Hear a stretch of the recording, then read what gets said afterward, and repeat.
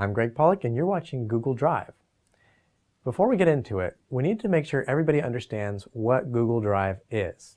It's a storage service that allows us to organize, backup, share photos, videos, or any other file in Google's cloud. If you have a Google account and you go to drive.google.com, you'll see all the files that you currently have stored in Drive. What's great about this is you can access these files from your home, work, or mobile, any place that you have a web browser. Recently, Google created some native applications so you can install Google Drive on any of your devices and they'll automatically sync and be up to date no matter where you are. What makes Google Drive even more powerful is that they've created a series of developer tools that allows you to integrate Google Drive into your application. The first two developer tools we're going to be looking at are JavaScript tools. The first is the Save to Drive button. This you would put in your web application if you have a file you want to allow users to download into their Google Drive. In the second level, we'll be looking at the Google Picker. This replaces your traditional upload file form with something a little easier to use. You're probably already familiar with some applications that use the Drive API to store their files. Applications like Google Docs, Sheets, and Slides all use Google Drive as their primary storage. When you create new files using these applications, you will see them inside your Google Drive, which makes it really easy to click on them and open them back up in the appropriate application. In the same way, the Google Drive API allows you to create applications and use Google Drive as the primary user storage.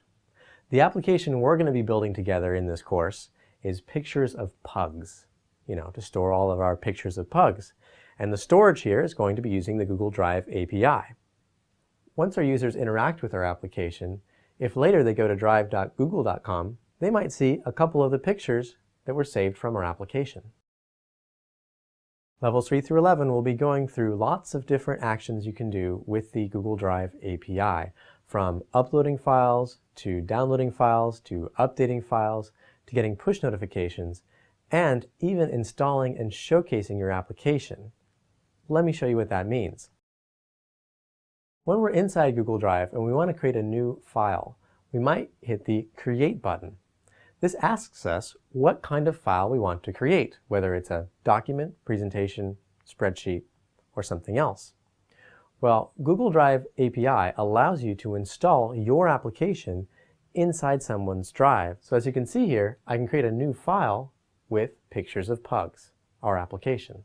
We can also open existing files inside Pictures of Pugs by right-clicking on it inside Google Drive and selecting Open with Pictures of Pugs.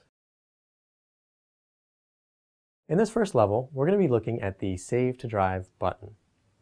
The Save to Drive button allows your website visitors to save files into their Google Drive. Whether they need to save an image, a document, a song, or something else, there's simply going to be a link on your website that they're going to click on, and it will allow them to save it to Drive. Here's a picture of a pug on our website that we want to allow a user to save to Drive. As you can see here, I can click Save, and if I'm signed in, it prompts me to immediately save it to my Drive, and then it lets me know that it's been copied there. Later on, I can go into my Google Drive, and I'll see that this picture of a pug has been successfully saved there. Much like the +1 social media button, to use the Save to Drive button, all we need is some HTML and JavaScript. First, you'll need to include this Google JavaScript library. Then we need to create an HTML element. In this case, we're going to use a div, which has the class g-save to drive. This can be any HTML tag, but it needs to have this class. Then we need to declare a couple data attributes, the first of which is going to be the URL of the file, where the file is located. Next will be what we want to call this file on Google Drive.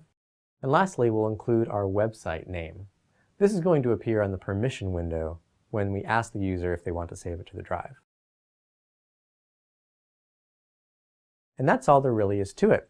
From here, you can jump into the challenges and try to create your own Drive button, or skip to the next video, or one of the future levels if there's something specific you want to learn about.